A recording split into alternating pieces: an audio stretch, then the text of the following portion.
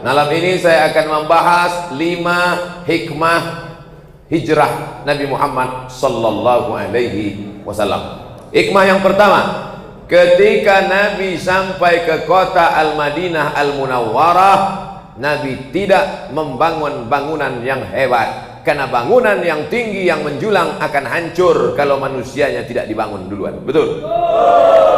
Kalaulah bangunan hebat, standar kehebatan, maka yang paling hebat adalah Fir'aun, karena Fir'aun sampai sekarang membangun piramid tak tumbang sampai hari ini. Pergi ke Mesir sana, batu batanya sebesar kulkas, beratnya 2 ton. Kalau tak percaya, cabut, pikul. Kalaulah standar kehebatan adalah bangunan fisik, kursi emas, periuk emas, piring emas, maka kerajaan kuil Petra yang ada di Yordania, istana-istana raja yang ada di Mesir dan Yunani, yang ada di Roma, yang ada di Romawi, maka itu bukti kecanggihan. Tapi ketika Bapak Ibu pergi kemarin ke Masjid Nabawi di Madinah, ada menengok kursi Nabi Muhammad SAW dari emas, ada menengok piring Nabi Muhammad dari emas, ada menengok cincin Nabi dari emas. Tidak ada, karena Nabi tidak membangun fisik, tapi yang dibangunnya adalah manusianya. Membangun jembatan mudah, membangun kereta api mudah, tapi kalau manusianya tidak dibangun, maka hancur lebur itu peradaban. Betul?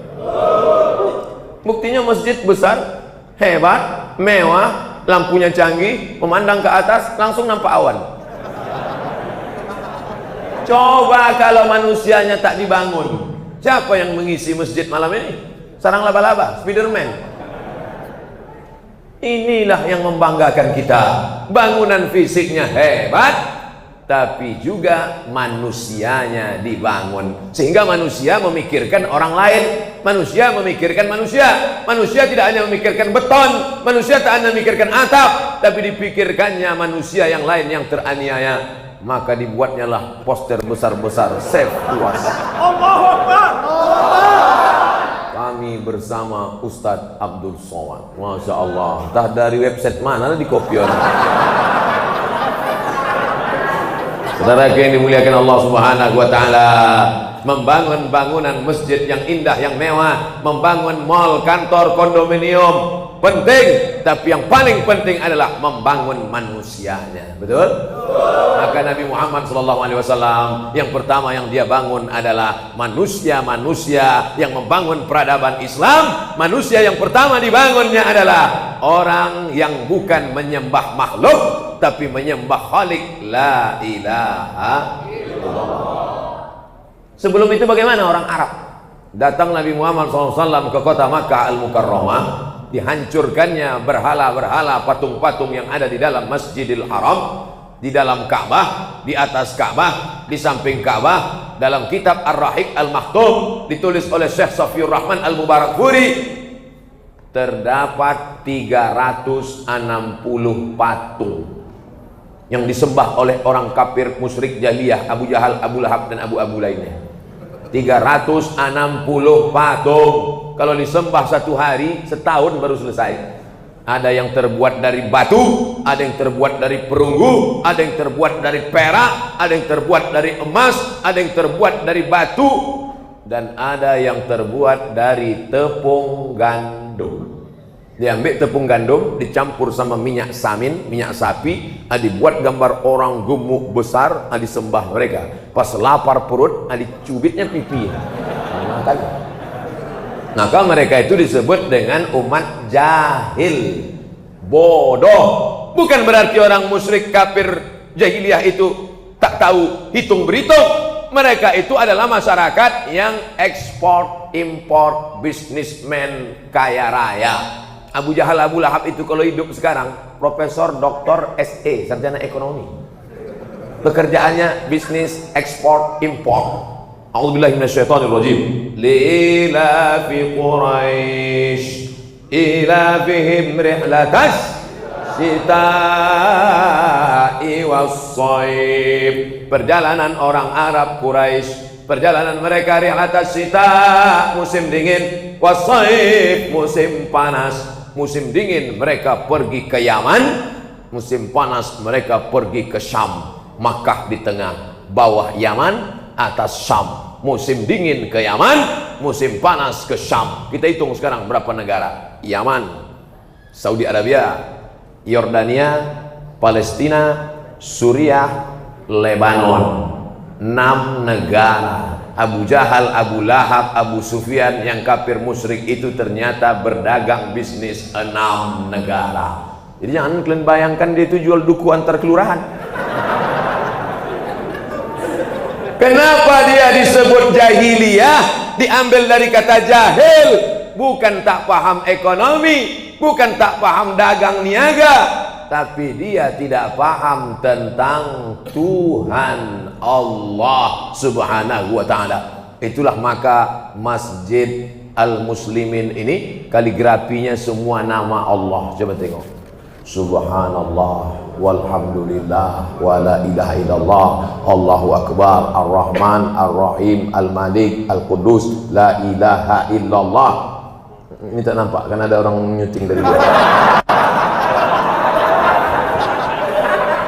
Artinya apa?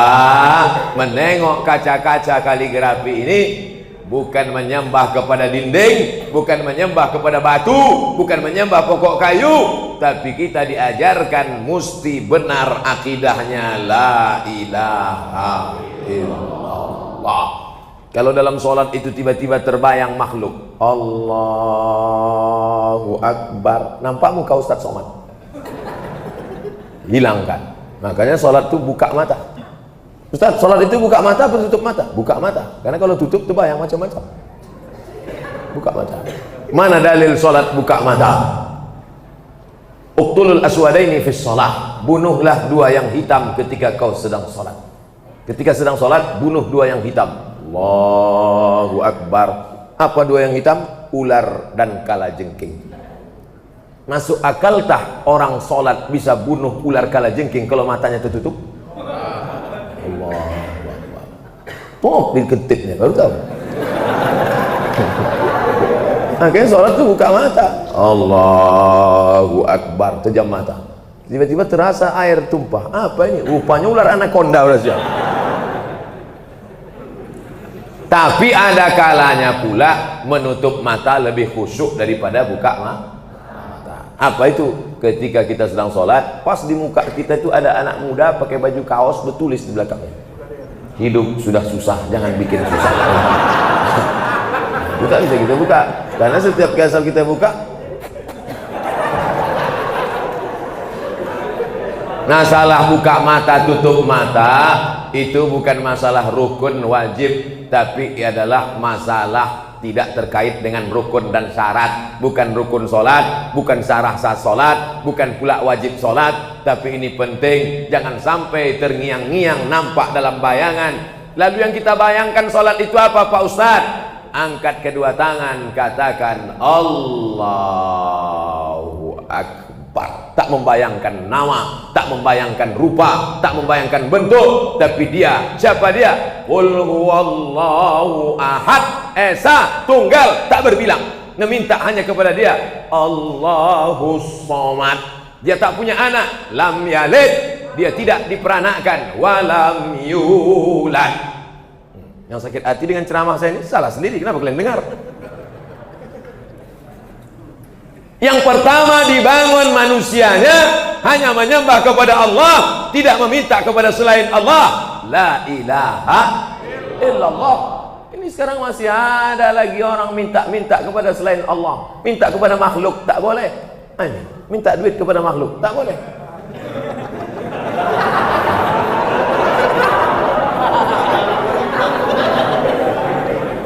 Meminta kepada Allah. Adakah di ruang ini orang yang tauhidnya benar merasa duit dia itu duit punya dia? Tidak, karena semua yang kita punya ini adalah punya Allah. Lillahi ma fis samawati wa ma fil ardh. Apa yang di langit, apa yang di bumi punya Allah. Kalau begitu semua yang ada di kantong Bapak Ibu sekalian punya Bapak apa punya Allah?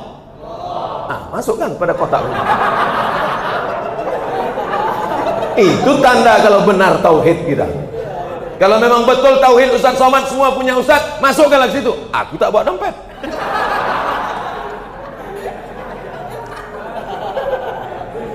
Innallaha ashtara minal mu'minin, Allah sudah membeli dari orang beriman, anfusahum wa amwalahum, diri mereka, harta mereka sudah dibeli Allah Subhanahu wa taala. Bi anna lahumul jannah, sudah ganti rugi tukar barang dengan surga.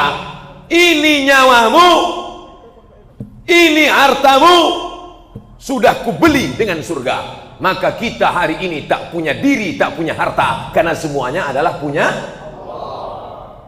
agak besar duit masuk ke lo. Puncak kedurhakaan manusia adalah ketika dia merasa memiliki bahwa ini punya dia.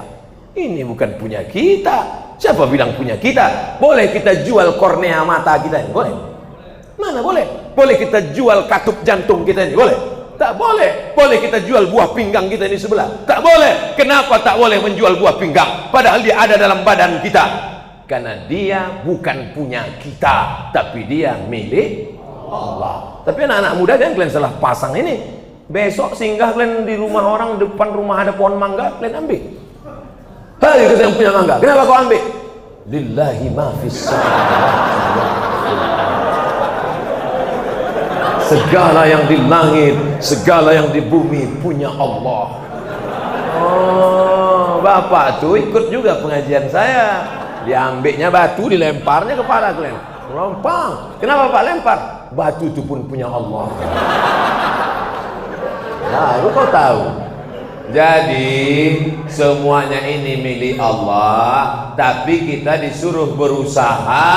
Ada yang dapat harta dengan bisnis dagang jual beli, ada yang lewat tanam beras, padi, sawit dan karet, ada yang lewat jasa. Tapi semua itu hanyalah benda pinjaman yang kita pakai sementara hidup. Begitu keluar roh dari jasad, maka bukan punya kita lagi. Betul? Kalau mati bapak malam ini, misal pun pucat. Misalkan mati, oke lah kalau bapak takut kali. Misalnya saya mati, saya tak takut saya mati. Misalnya mati saya, lalu kemudian besok pagi, apakah nama saya yang ada di STNK BPKB itu berlaku? Tak berlaku. Anak saya akan pergi ke kantor Samsat, balik nama. Pak polisi bertanya, polisi apa ini? Ini Pak, fotokopi surat mau balik nama. Kenapa balik nama? Ini kan Ustaz Somad yang ceramah itu. Dia udah tak ada lagi Pak. Kenapa? Mati dia Pak. Habis.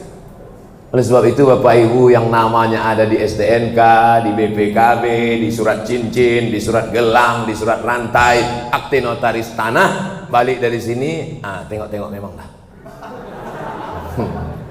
Tapi ada yang kekal abadi, walaupun kita sudah mati, dia tetap punya kita. Mana dia? Yang dulu memberikan tanah untuk Masjid Al-Muslimin. Yang dulu memberikan, ini apa dinding Masjid Muslimin?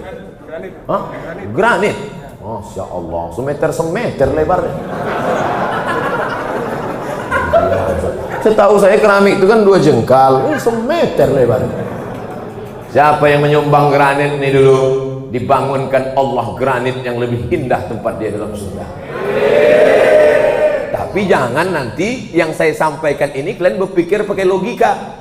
Yang ngasih kubah dapat kubah di surga, yang ngasih granit dapat granit di surga, yang ngasih AC dapat AC di surga, yang ngasih WC. Masa masuk surga cuma duduk di WC aja? Tak begitu logika berpikirnya. A'dadtu li'ibadiyas salihin, aku siapkan untuk hambaku yang soleh-soleh. 3, mala a'yunun ra'at, belum pernah ditengok biji mata, wala udhunun sami'at, belum pernah didengar telinga.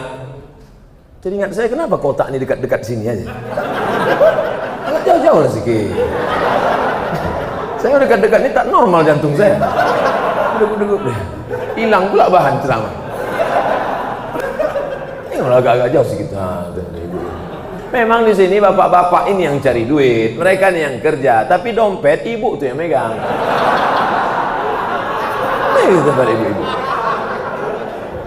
Bapak-bapak nih paling megang duit paling banyak 5.000. Dek, abang mau pergi pengajian dek. Ini 5.000, pegang bang. Daripada telanggar anak ayam nanti. Pegang. Abang jangan banyak-banyak megang duit. Abang jangan banyak-banyak megang duit. Nanti banyak-banyak abang kawin lagi.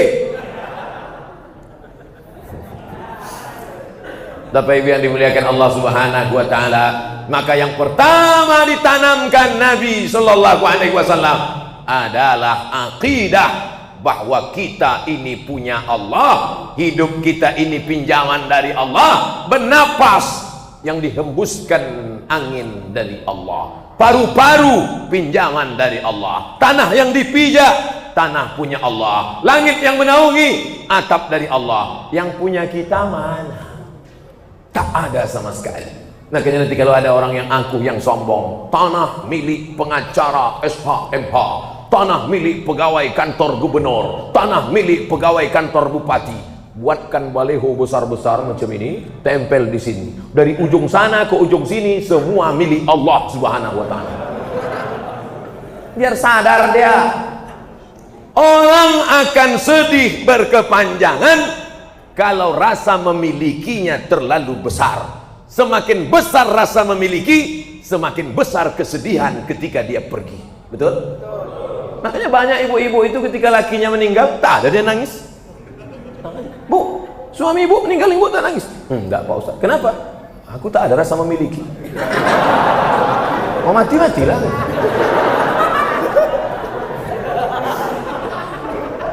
Semakin besar rasa memiliki, semakin besar kesedihan dan penderitaan ketika dia pergi. Betul? Oleh sebab itu maka kepemilikan yang pertama diajarkan oleh Nabi Muhammad SAW bahwa kepemilikan adalah milik Allah Subhanahu wa taala. Ini milik saya. Ketika saya mau pergi keluar kota, saya titipkan, Pak Haji, ya, aku mau pergi ke Belawan, Pak Haji. Belawan dekat kali, agak jauh sedikit lah. Pak Haji, aku mau pergi ke Pekanbaru. Ya, ini ku titipkan kunci mobil sama kunci rumah. Ya. Pergi saya. Selama saya pergi seminggu itu, mobil dan rumah punya saya apa punya Pak Haji yang menerima titipan? Punya saya. Lalu kemudian ketika saya pulang, saya minta kunci mobil, saya minta kunci rumah. Kecewakah Pak Haji tempat saya menitipkan kunci? Tidak, karena dia sadar bahwa itu bukan punya dia. Maka yang paling mengerti tentang hakikat kepemilikan adalah tukang parkir. Mobil Mercy, Baby Benz, Alphard, mobil mahal, Ferrari. Mas Pak, menurut. Ya, stop. Sudah selesai. Datang orang untuk ngambil, ada tukang parkir marah. Jangan ambil. Tidak, karena dia sadar. Begitu jugalah dengan hidup ini. Nama besar, popularitas, harta, kekuasaan, jabatan. Kenapa orang stres, stroke, mati sebelah, ngences, mati? Kenapa? Karena merasa ini semua punya dia. Ketika menjadi pejabat, dibukakan pintu. Saking kayanya, semuanya ada pembantu. Ada khusus motongkan kuku sebelah kiri, ada khusus motong kuku sebelah kanan, ada khusus menyupir, ada khusus menyemir sepatu, ada yang khusus menyemir kumis, ada pula khusus pembantu mengorek telinga.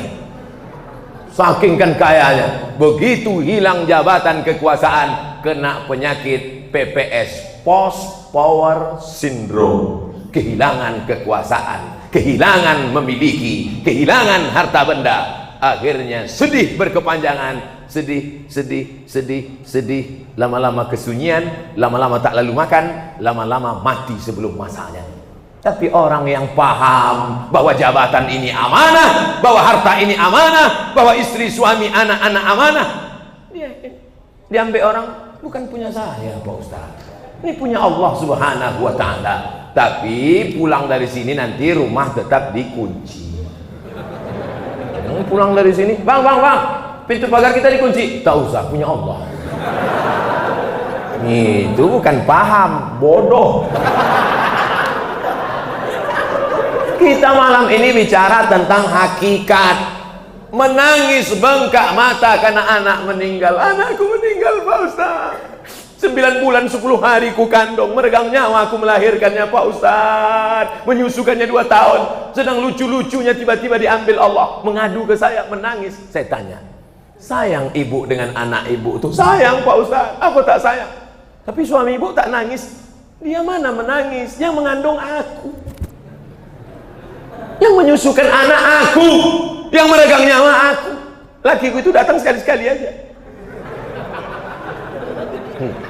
Sayang ibu dengan anak ibu itu. Sayang Pak Ustaz. Buah hati belayan jiwa Pak Ustaz. Ibu percaya bahwa ada yang lebih sayang kepada dia daripada ibu? Siapa Pak Ustaz? Allah.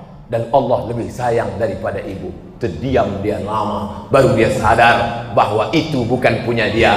Ada anak yang dititipkan Allah. Untuk kau kutitip anak ini 2 tahun. Untuk engkau kutitip anak ini 15 tahun. Untuk engkau kutitip. Ada orang memandikan anaknya 2 kali. Sekali dimandikannya anak itu hidup, sekali dimandikannya anak itu mandi jenazah. Semalam saya jumpa orangnya di Bogor, meleleh air matanya. Ananda Ustadz Somad, anak itu kumandikan 2 kali. Dulu kumandikan dia waktu bayi kecil, sekarang aku pula memandikan jenazahnya. Maka Islam mengajarkan kita, makom yang paling tinggi adalah ridha kepada takdir Allah Subhanahu wa ta'ala. Ibu titipan yang diberikan kepada bapak, bapak titipan yang diberikan kepada ibu. Maka ibu mesti ridho kalau bapak ini diambil oleh orang lain.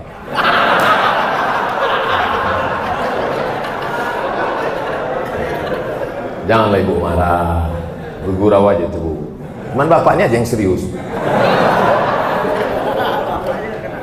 Ada 2 penyakit manusia yang sampai hari ini tak ada obatnya. Pertama, terlalu takut. Yang kedua, terlalu sedih. Makanya ditulislah buku oleh Syekh Aid Al-Qarni dari Saudi Arabia. Judulnya, bahasa Melayunya, Don't Be Sad. Jangan sedih. Karena orang terlampau sedih. Sedih hilang jabatan, sedih kematian anak, sedih kehilangan sepeda motor. Saya tak terlalu sedih hilang sepeda motor Pak Ustaz, cuman kenangannya itu dulu sama mantan. La ilaha illallah Muhammadur Rasulullah.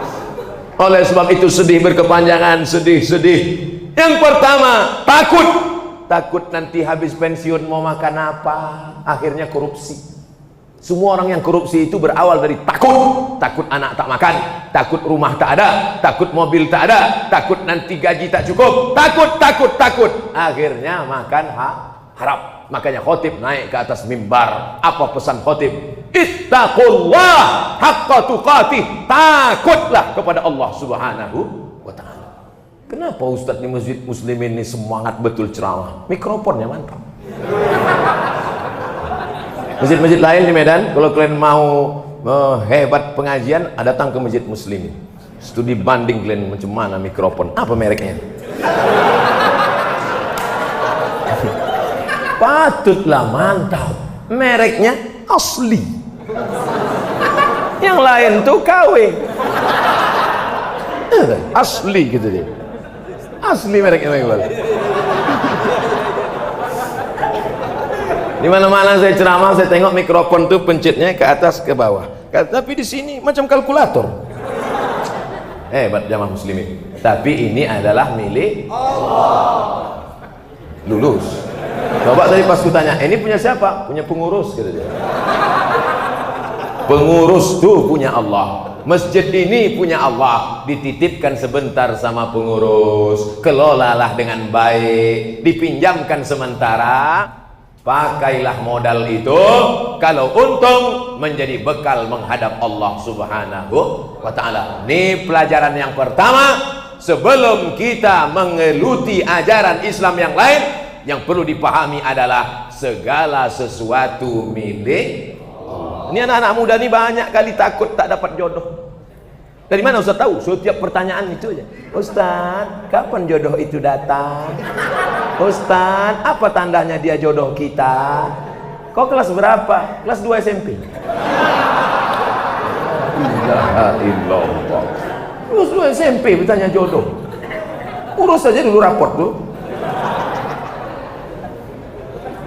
Bahwa semut yang berada di dalam sarangnya di dalam tanah, tak pernah menengok matahari, dijamin Allah rezekinya. Ada binatang pelan sekali, pelan geraknya, begini gerak, macam kadal, tapi pelan. Yang dimakannya adalah binatang yang paling kencang. Apa itu? Capung. Helikopter dimakannya. Bisa dimakannya. Ustaz tahu dari mana? Ada yang ngirim video di WA kemarin. Pelan binatangnya. Begitu dijulurkannya lidahnya ke atas, tuh, apa? Cicak. Cicak binatang yang tak bisa berdiri. Cicak dari sejak diciptakan sampai sekarang telentang aja. Cicak. Makanan cicak nyamuk. Kadang kita pun tak dapat mukul nyamuk. Seringkali bapak-bapak yang udah sakit, ngamuk dinding tuh, Bu. Tapi cicak makanannya nyamuk. Cacing tak berkulit, tak bermata, tak berkaki, tak bertangan, di dalam tanah, tapi tetap dapat makan. Kenapa kita manusia yang di atas tanah, berkulit, bermata, berhidung, berkaki, bertelinga, kenapa ragu? Mana letak iman kita kepada Allah? Ini banyak orang tua rusak akidahnya. Nah, kau kuliah nanti S1, S2, S3, ini sudah kusiakan 100 juta untuk nyogok jadi PNS. Kadang anak-anak ini tidak sesat, tapi kitalah yang takut kita tak beralasan. Makanya dalam Islam diajarkan, akhrajakum min butuni ummahatikum, kau keluar dari perut ibumu. Ada yang di sini lahir bawa sepatu pun? Tak ada. Kita membawa tangan kosong, tapi kemudian 20-30 tahun sesudah itu mulailah punya baju sutra, pakai cincin emas, permata, tas kulit buaya, mahal, hebat. Semuanya adalah milik Allah, titipan Allah. Makanya habis pengajian saya tak mau pengajian sebatas pengajian, tak ada efeknya pada kepribadian. Setelah pengajian ini jangan takut menghadapi masa depan. Siap? Takbir. Setelah pengajian ini hilangkan angkuh dan sombong, karena semua ini bukan punya kita. Ustaz Somad, iya, itu yang di internet banyak follower, viewer, itu punya Ustaz? Bukan, punya Allah. Dipinjamkannya ke saya sebentar. Ada saatnya jamaah itu suka, sayang dia. Kami suka sama Ustaz, selama ini nengok Ustaz di YouTube, sampai mimpi-mimpi kami Pak Ustaz. Anak kecil umur 5 tahun, 6 tahun. Ustaz Somad. Apa nak? Video Ustaz banyak di HP mama. Datang pula takut saya. Kutanya, ayah kau tahu? Tahu. Alhamdulillah. Sempat ayahnya tak tahu kan gawat kita. Artinya apa? Allah yang melembutkan hati manusia itu, Allah yang membolak-balikkan hati manusia. Ya muqallibal qulub, wahai engkau yang membolak-balikkan hati, tsabbit qulubana, kokohkan hati kami, ala dinik, dalam agamamu, wa ala ta'atik, dalam ketaatan kepadamu. Jangan dipoto dulu, ini baju lain sebelah. Nanti pas begini foto, tengoklah Ustaz tuh, saking susah hatinya, bajunya pun lain sudah. Masjid ini mantap, AC-nya banyak, cuman tak cukup, panas juga. Entah AC ini hidup, entah mati.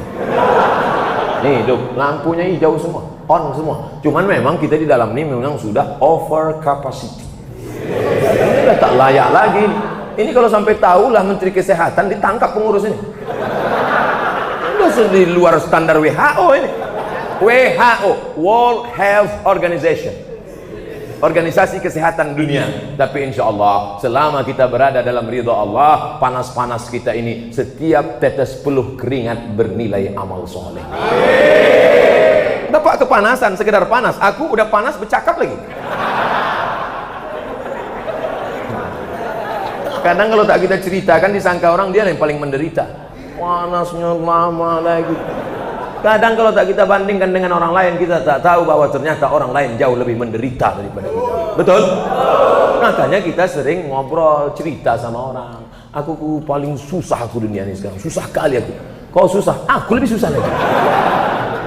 Dengan mendengar cerita kisah orang, ternyata ringan kisah kita. Aku kemarin udah diadukan ke Pak RT. Pak RT udah bolak-balik manggil. Kau diadukan ke RT ya? Aku diadukan ke Mabes lagi.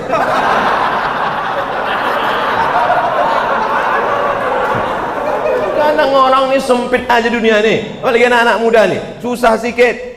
Anak umur 13 tahun bunuh diri di kamar mandi gara-gara banyak PR. Udah baca beritanya? Belilah pulsa. Artinya apa? Tidak siap mental menghadapi kehidupan. Akidahnya tak kuat, imannya tak mantap. Makanya kita diajarkan inna sholati wa nusuki wa mahyaya wa mamati lillah la syarika lahu wa bidzalika umirtu wa ana minal muslimin. Aku tak berserah kepada penguasa, aku tak berserah kepada orang kaya. Wa ana minal muslimin, aku hanya berserah kepada Allah subhanahu wa ta'ala. Tapi jangan pula ini dipakai untuk masalah tugas-tugas negara atau masalah peraturan-peraturan negara. Kita tetap ikut aturan negara yang sesuai dengan Pancasila dan Undang-Undang Dasar 1945. Jangan besok pas parkir tanya sama petugas parkir, Pak, mana parkir? Tak ada parkir. Ini tanah milik Allah Subhanahu wa taala. Itu kan peraturan bersama yang sudah disepakati oleh DPRD Sumatera Utara, DPRD Kota Medan. Kesepakatan kita bersama, la tajtami'u ummati ala dhalalatin. Tak mungkin umatku sepakat dalam satu kesesatan. Oleh sebab itu maka ini akidah yang kuat ditanamkan ke anak-anak kita supaya dia tegar menghadapi kehidupan. Disiapkan rumah takut kena hujan, disiapkan mobil takut kena panas, tapi mentalnya lemah, down. Anak lajang, ganteng, gagah, perkasa, tak makan, tak minum, muka pucat. Kok kenapa tak makan? Galau, Pak Ustaz. Kenapa kau galau? SMS tak dibalas, telepon tak diangkat, WA tak ada. La ilaha illallah. Kok bisa kau kena sakit begini? Apa yang kau takutkan? Takut jodoh tak dapat, Pak Ustaz. Masya Allah, tabarakallah. Seganteng-ganteng ini kalian takut. Jangan lupa, di akhir zaman satu laki-laki berbanding dengan 50 perempuan. Masih takut? Apa kalian takutkan? Berserak perempuan jalan. Saya duduk sebentar aja di kantin kampus, bolak-balik anak-anak gadis itu lewat.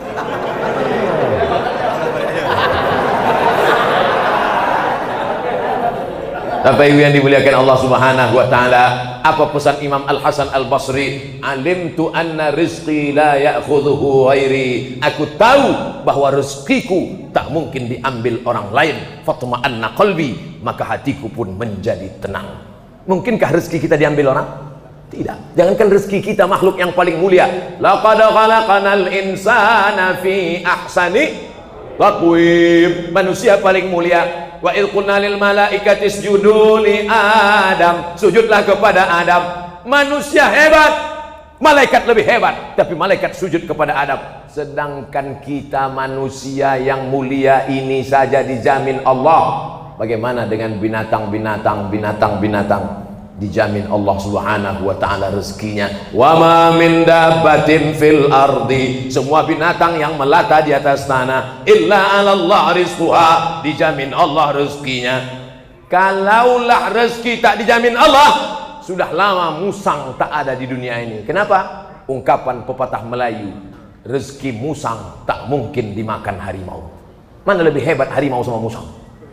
Hebat harimau, tapi musang masih tetap dapat makanan, tikus masih tetap dapat makanan. Maka jangan takut banyaknya orang kaya, jangan takut banyaknya orang pintar. Rezeki dijamin Allah SWT, tapi tetap ada ikhtiar dan usaha. Ini sudah takdir untuk saya. 2 botol disiapkan panitia, 1 untuk ceramah, 1 tanya jawab. Dikasihnya gelas. Lalu di mana peran saya sebagai hamba Allah? Membuka tutupnya, menuangkannya, memasukkannya ke dalam mulut. Ditetapkannya rezeki saya itu kuasa Allah. Tapi Allah kasih saya kuasa untuk menggerakkan tangan ke botol, membuka tutupnya, menuangkannya ke gelas, memasukkannya ke mulut. Itulah disebut dengan ikhtiar. Itulah keyakinan Ahlus Sunnah wal Jamaah. Ini mesti ditanamkan ini Ahlussunnah wal Jamaah. Karena ada satu aliran namanya Qadariyah. Nama alirannya Qadariyah. Artinya dia tak percaya kepada takdir. Ini bukan Ahlussunnah. Satu lagi ada aliran namanya Jabariyah. Jabariyah itu terpaksa kata dia. Kata dia hidup ini terpaksa. Jabariyah ini na'udzubillah, na'udzubillah, na'udzubillah. Jangan sampai. Mudah-mudahan anak cucu kita diselamatkan dari Jabariyah. Amin. Gimana Jabariyah nih Pak Ustaz? Kalau tertangkap dia maaf cakap pakai sabu-sabu, ditangkap sama Pak Polisi, BNN Badan Narkotika Nasional. Pemakai sabu-sabu. Ya Pak, kenapa kau pakai sabu-sabu? Sebetulnya saya tak mau Pak, saya terpaksa oleh takdir. Paling mengerikan akidah Jabariyah. Anak gadis disekolahkan ke Medan. Tiba-tiba semester 3, perut pun 3 bulan. Balik kampung. Kenapa kau sampai hamil? Sebetulnya aku tak mau ya, tapi ini udah takdir. Mengerikan.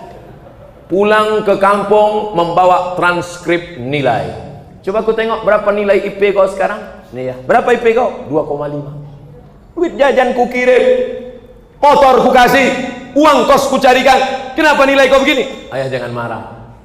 Ini sudah takdirnya. Bahaya Jabariyah. Bedanya dengan Ahlussunnah wal Jamaah. Ahlussunnah wal Jamaah percaya kepada takdir ketetapan Allah, tapi dia percaya bahwa kita diberi Allah kudrat dan iradat untuk berusaha dan berikhtiar. Namanya al-kasbu. Kalau sudah berusaha terjadi juga yang tak diinginkan, qaddarallah. Datang ke pengajian, bawa sepeda motor, ban depannya dikunci, ban belakang digembok, kunci stang sudah siap, dibawa pula rantai besi diikatkan ke batang pinang. Begitu selesai pengajian, tengok pinang tuh diangkat pencuri. Mana pokok pinang tadi? Mana pokok pinang tadi? Rupanya diangkat orang itu. Maka itu berarti sudah takdir.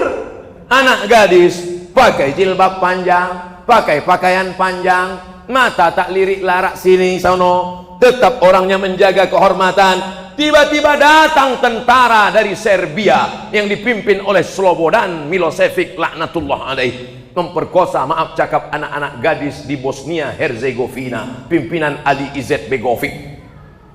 Terjadi takdir.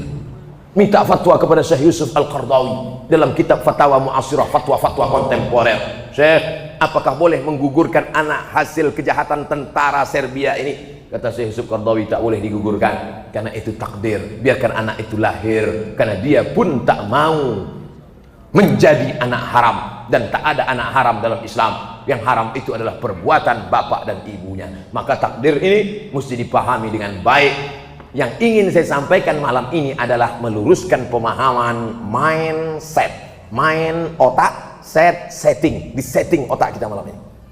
Jangan sampai mindset, main otak, setan, mindset otak setan. Karena sekarang krisis kita adalah bukan krisis ekonomi, bukan krisis politik, tapi krisis kita adalah krisis akidah. Keyakinan tentang Allah sudah dihilangkan dari kehidupan manusia. Dia hanya percaya kepada materi. Orang tua meninggalkan kebun yang lebar, orang tua meninggalkan rumah yang besar, tapi miskin keyakinan tentang Allah Subhanahu wa taala. Makanya kita baca sejarah Nabi Muhammad sallallahu alaihi wasallam. Kenapa Nabi Muhammad itu ditarik Allah semua? Ayahnya meninggal ketika dia sedang berada di perut emaknya berapa bulan? Inilah akibat meninggalkan Barzanji. Walamma tamma min hamlihi syahrani ala ashhuril aqwalil marwiyah tufiya bil madinatil munawwarati abuhu Abdullah.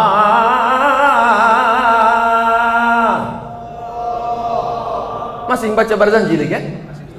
Itulah artinya walamma tamma min hamlihi, ketika sempurna hamilnya, syahrani, 2 bulan.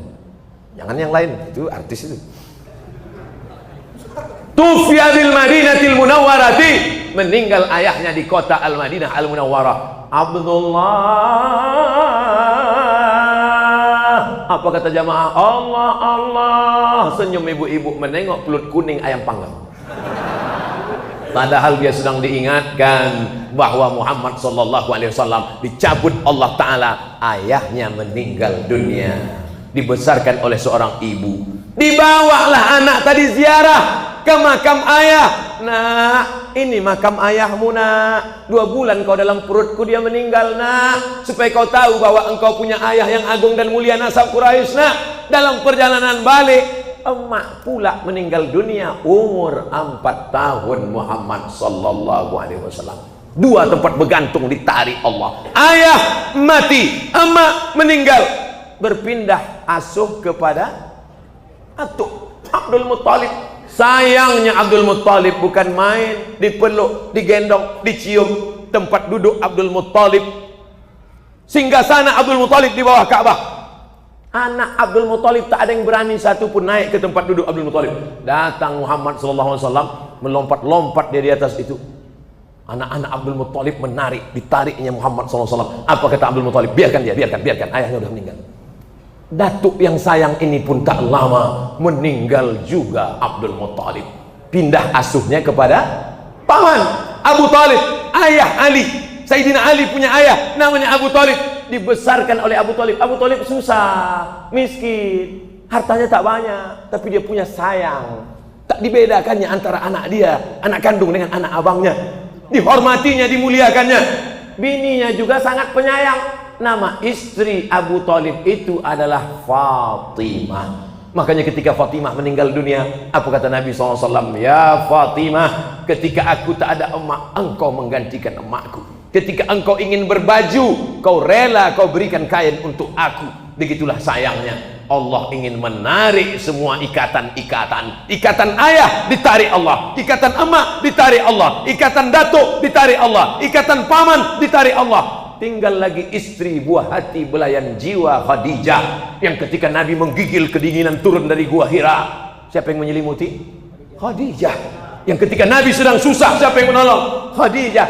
Saat itu Allah juga menarik Khadijah. Apa tujuan Allah? Supaya Muhammad sallallahu alaihi wasallam hanya bersandar kepada satu, la ilaha illallah.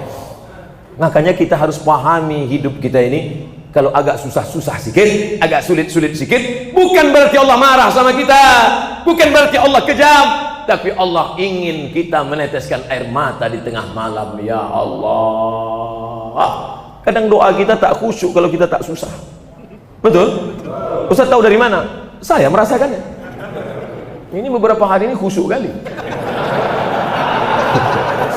Makin banyak orang mengejek, makin khusyuk. Makin tajam biji mata orang nengok kita, makin khusyuk. Maka tak ada cara lain kecuali husnuzan, berprasangka baik kepada Allah. Apa kata Allah? Ana inda husni zanni abdi bi, aku menurut prasangka hambaku kepadaku. Siapa yang lebih hebat daripada Nabi Musa alaihi salam? Nabi Musa, tongkatnya dipukulkannya ke Laut Merah, terbelah Laut Merah. Kita pukulkanlah ke Sungai Delhi.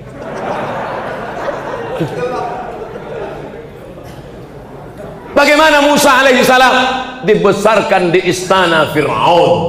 Tak ada yang lebih hebat daripada istana Fir'aun. Sehebat-hebatnya Presiden Amerika, sehebat-hebatnya Sekjen PBB, kalau mau masuk istana Fir'aun pasti menunduk. Kenapa menunduk?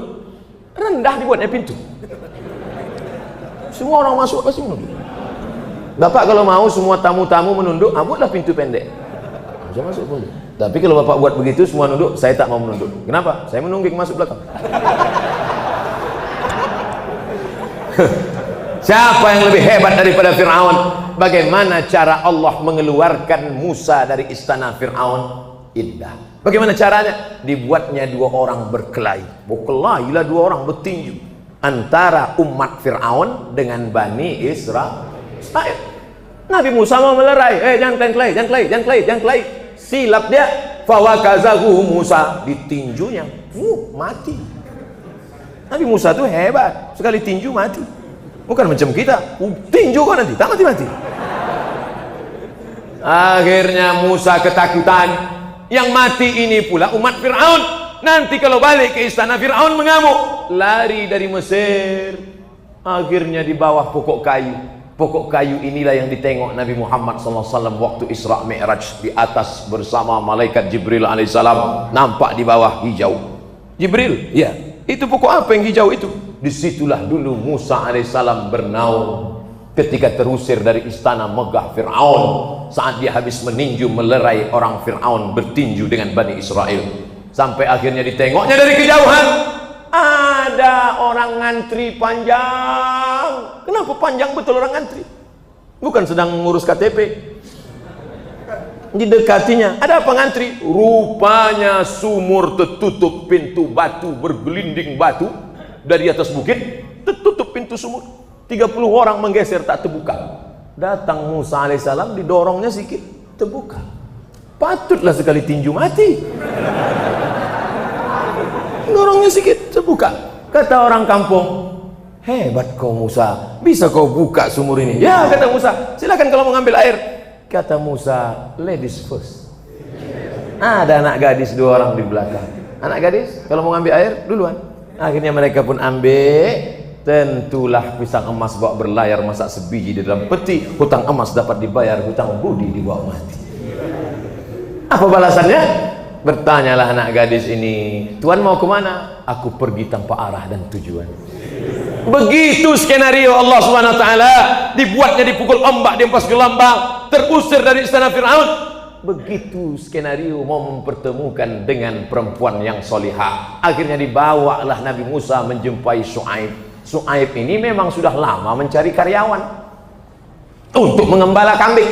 Ya, kata anak gadis, ya anakku, ayah kan mau nyari karyawan mengembala kambing kan? Ya, inilah dia ya. Ditulis dalam Quran, inna khaira man ista'jartal qawiyul amin. Kalau ayah ingin mencari pekerja, carilah sifatnya 2. Al-qawiyu, tenaganya kuat. Al-amin, orangnya amanah. Mana orangnya? Ini dia ya. Oh, udah lama kau kenal sama dia. Baru tadi ngambil air. Kok bisa kau tahu dia kuat? Kami tadi ngantri. Terus maju dia ke depan, didorongnya. 30 orang tak bergeser batu, dia sendiri bisa. Maka aku tahu dia kuat. Oh, dari mana kau tahu dia amanah? Setelah kami mengambil air, ku ajak dia kemari. Kami di depan menjunjung air. Ketika angin kencang bertiup, nampak lekuk tubuhku. Dia di belakang, tak mau dia menengok. Akhirnya disuruhnya aku ke belakang, dia maju ke muka. Amanah dia ya. Orang amanah, orang yang jujur, orang punya tenaga, dipilih. Ah, begitu anak gadis dulu sama sekarang. Anak gadis dulu angin bertiup baru nampak lekuk tubuhnya. Sekarang tak berangin pun nampak. Saudara yang dimuliakan Allah Subhanahu wa taala. Jadi perjalanan hidup kita ini adalah skenario ilahi, yang menggerakkannya adalah siapa dia? Wa huwa ala kulli syai'in qadir. 5 poin yang kita ulang-ulang selesai salat. La ilaha illallah wahdahu la syarikalah, lahul mulku wa lahul hamdu, yuhyi wa yumit wa huwa ala kulli syai'in qadir. Kalau susah hatimu karena rezeki, usir dengan yang 5 ini. Kalau kacau batinmu karena masalah, usir dengan yang 5 ini. Lahul mulku, dia yang punya kuasa. Walahul hamdu, dia yang layak dipuja dan dipuji. Yuhyi, aku tak hidup, tapi dia menghidupkan aku. Wa yumit, aku bisa saja mati besok, tapi aku dipinjamkannya hidup supaya aku beramal. Wa huwa ala kulli syai'in qadir, dia kuasa atas segala sesuatu. Tapi membacanya itu masukkan ke jantung, hati, naik ke otak. Ini banyak orang sekarang ngucap di ujung lidah tepi bibir aja. Qadir, Qadir, Qadir. Apanya ibu nih Qadir aja? Kenapa ibu Qadir? Rupanya lakinya Abdul Qadir. Saudara yang dimuliakan Allah Subhanahu wa taala, nanti bapak sampai masanya umur habis mau mati, apa yang bapak ibu pesankan kepada anak? Ma ta'buduna min ba'di, kata Yakub alaihissalam. Nak, kalau ayah mati nanti kau nyembah apa? Kalau ayah mati nanti apakah kalian tetap datang ke masjid al-muslimin? Apakah kalian tetap menyembah Allah? Tapi insya Allah jamaah masjid ini, bapak-bapak ibunya datang, anak cucunya pun datang. Mati kita meninggalkan Sumatera Utara ini, mereka akan tetap mengumandangkan asma Allah, tetap berkumandang insya Allah. Pagi yang membuat orang bangun bukan sirine, bukan bel dari HP, bukan jam weker kring, bukan, tapi asma Allah. Allahu Akbar, Allahu Akbar. Asma Allah yang membuka pertama kali biji mata kita. Bang, bangun bang. Azan dari masjid? Enggak, HP Samsung.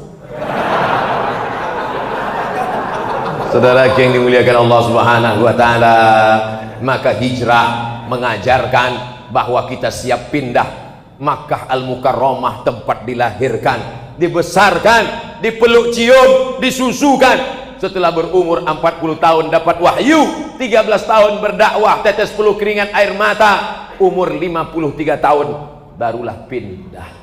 Nabi pindah hijrah umur 53 tahun. Jadi Nabi 40 tahun, berdakwah di Makkah 13 tahun, 40 tambah 13, 53 tahun. Apa maknanya? Jangan pernah merasa di zona aman. Ini banyak kita, ini banyak mau merasa zona aman. Ustaz, aku SD 6 tahun, SMP 3 tahun, SMA 3 tahun, S1 4 tahun, S2 2 tahun, S3 sudah kerja, capek pindah-pindah. Aku mau aman, enjoy aja lah. Sedang Nabi aja 53 tahun masih pindah-pindah. Pindah. Nabi 53 tahun masih pindah, 8 hari 8 malam naik onta. Umat Islam umur 53 tahun datang bawa map ke kantor, ngurus apa Pak? Pensiun dini. Saudara yang dimuliakan Allah, artinya apa? Jangan pernah takut untuk memulai kehidupan yang baru. My life, my adventure. Hidup adalah pertualangan. Begitu.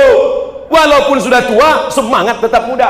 Ini yang kita khawatirkan, casingnya anak muda, isinya panti jompo. Banyak nih sekarang anak-anak muda gaya bukan main lagi.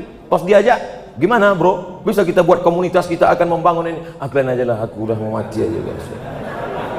Alhamdulillah malam ini jamaah yang datang ini adalah yang tua tapi semangatnya tetap muda. Yang muda memang sesuai dengan casingnya. Ini yang diharapkan menjadi pemuda-pemuda hijrah masa depan, insya Allah. Amin. Kalau anak muda hijrah mantap. Yang sudah tua belum juga hijrah, ingat bau tanah. Kalau ada anak gadis jilbabnya panjang, mantap. Sudah tua tak juga berjilbab, kapan? Malaikat maut sudah lama, malaikat maut. Ya Allah, ku cabut sekarang, kata Allah, jangan dulu. Jangan dulu, tak enak kali. Masa udah keriput mati dalam keadaan su'ul khatimah. Biarlah pas dia pakai telekung baru mati. Artinya apa? Kenapa kita tak mati sampai hari ini? Kenapa kita hidup sampai 1440 ini? Tak lama lagi pindah ke 1441, 1441, supaya kita beramal. Amal. Datang ke pengajian, amal. Pulang dari pengajian, amal. Sebelum tidur malam, witir, bagus. Kalau tak mau witir, tidur nanti malam, tahajud ditutup dengan witir, mantap. Tidurnya itu pun ibadah. Besok sholat subuh berjamaah, amal. Pulang dari masjid berzikir, baca Quran, amal. Masuk ke kantor kerja, yang berdagang, yang berniaga, yang kerja jasa, amal. Dapat duit, zakat, wakaf, infak, sedekah. Akhirnya mati dalam keadaan husnul khatimah. Ditutupkan orang wajah kita tersenyum. Kata Ustaz Somad, mati itu sakit. Kata Ustaz Somad, mati itu macam kambing yang dikuliti hidup-hidup. Kenapa wajahnya tersenyum? Dia tersenyum karena sebelum malaikat maut mencabut nyawanya, malaikat datang berbisik, alla takhafu, jangan takut, wala tahzanu, jangan sedih, wa abshiru bil jannati allati kuntum tu'adun, berbahagialah kau dapat surga yang dijanjikan Allah. Kalau sudah sampai masanya, tak bisa dimajukan, tak bisa dimundurkan walaupun sedetik. Betul? Pas masuk jam 10. Janji kita tadi kan jam 9, start jam 10. Mau jam mana pun yang ditengok sama, baik jam ini maupun jam sana sama. Kadang di beberapa masjid tak sepakat antara jam itu. Jam 1 membilang jam 9, jam 1 membilang jam 9.30. Pas ditanya pengurus, rupanya baterai tak berganti. Tapi masjid kita, Masya Allah, tabarakallah, lama kali 29, 159 ini. Kenapa tak berubah jam 10? Nampaknya ada permainan pengurusnya.